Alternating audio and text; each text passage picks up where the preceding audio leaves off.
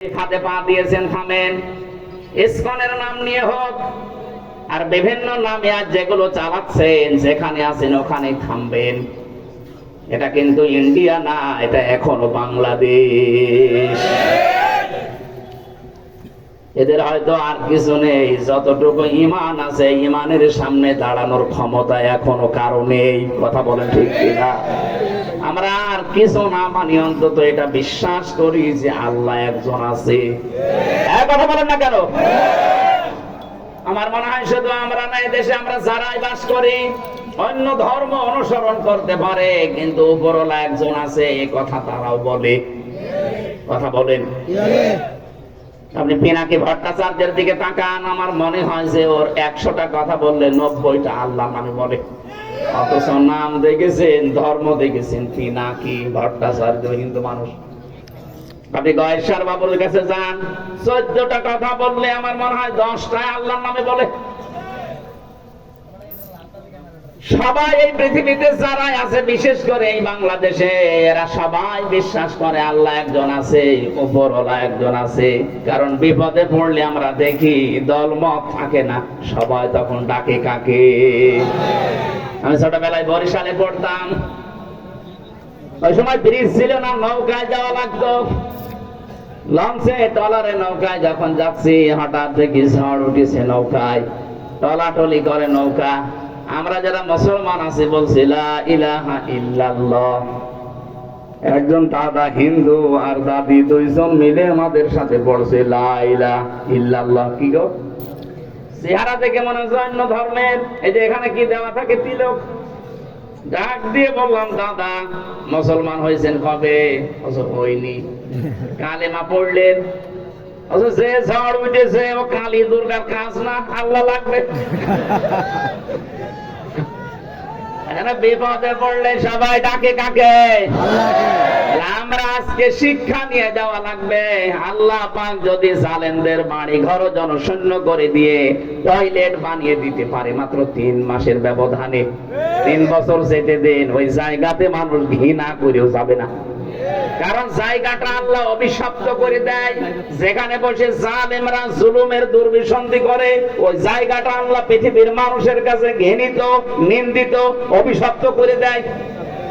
আমরা যারা সামনে কোনদিন যদি চেয়ারে কেউ যেতে পারি, আমরা আর যাই করি যেন জনগণের সাথে জুলুম না করি। আল্লাহ এটা আমাদের বোঝার মতো তৌফিক দান করো, বলেন আমিন। দরুদ আর সালাম পড়ছি মুহাম্মদ রাসূলুল্লাহ সাল্লাল্লাহু আলাইহি ওয়াসাল্লামের প্রতি। যারা আনিত আদর্শ পেয়ে আমরা খুশি না বেজার? খুশি। বলেন বলেন।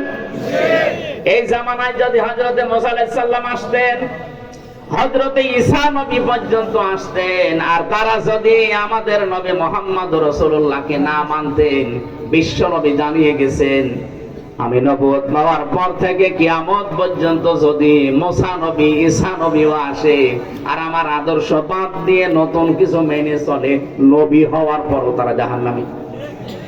আপনি এই কথার ওজন টের পাচ্ছেন?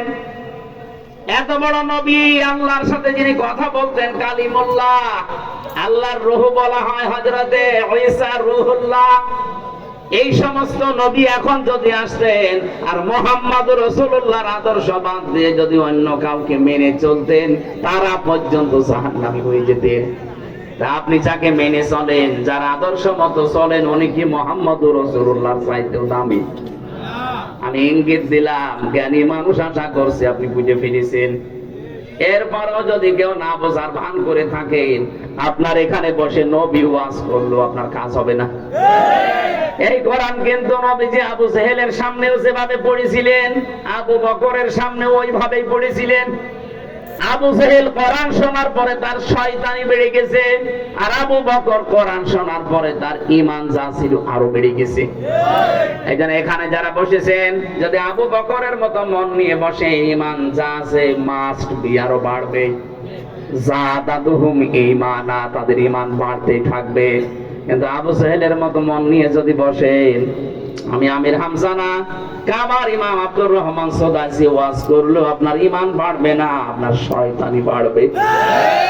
আশা করছি আপনি আবু জাহেলের মতো মন নিয়ে না, আবু বকরের মতো মন নিয়ে বসবেন। এক কথা বলেন না কেন? আমার আজকের আলোচনার বিষয় যে জাহান্নামের আয়াত পড়লাম, এমনি পড়ি নাই। পৃথিবীতে যে যে ধরনের অপরাধ করবে, আল্লাহ পাক তাকে ওই জাহান্নামের দরজা দিয়ে প্রবেশ করাবে। আমি বহুবার এই কুমিল্লাতে এসেছি, বিশেষ করে 3টা বছর তো জালেমের জেলখানায় ছিলাম। এর আগে যতবার এসেছি বহু জায়গায় বলেছিলাম যে জাহান্নাম নিয়ে আমাদের এই দেশে, বিশেষ করে বাংলাদেশ আর ভারত, এই 2টা দেশে একটা ভ্রান্ত তথ্য দেওয়া আছে। আমরা মনে করি জাহান্নাম 7টা আর জান্নাত 8টা। না, জাহান্নামের স্তর বা জান্নাতের স্তর 7টা 8টা হতে পারে, কিন্তু জান্নাত আর জাহান্নাম একটাই। আমি এটা বানিয়ে বলছি না। সূরা নাহাল না হিজর, সূরা হিজরের ভেতরে আছে 14 নাম্বার পারার 3 নাম্বার পৃষ্ঠা 7 নাম্বার লাইনের 43 44 নাম্বার আয়াত। আল্লাহ পাক বলেন লাহা সাবাতু আবওয়াব লিকুল্লি বাবিম মিনহুম জুজুম মাকসুম। এই জাহান্নামের দরজা 7টা।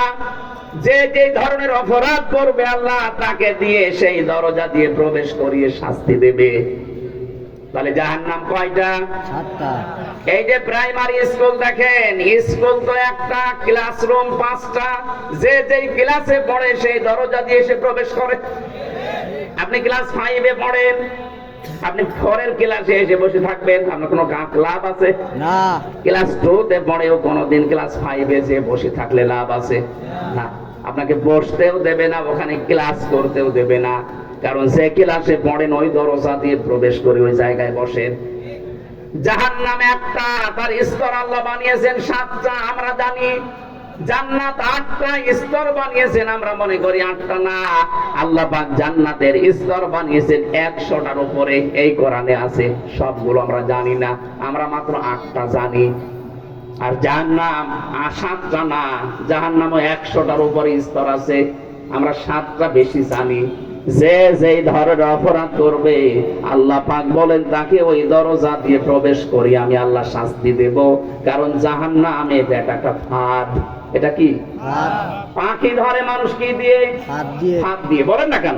ফাঁদ দিয়ে। সূরা নাবার 21 22 23 এই 3টা আয়াতে ওই তথ্যগুলো আছে। তাফসীরুল কোরআন মাহফিল লিখেছেন, আমরা তাফসীর আকারে কথা বলবো ইনশাআল্লাহ। জবান খুলে এবার পড়েন আউযু বিল্লাহ।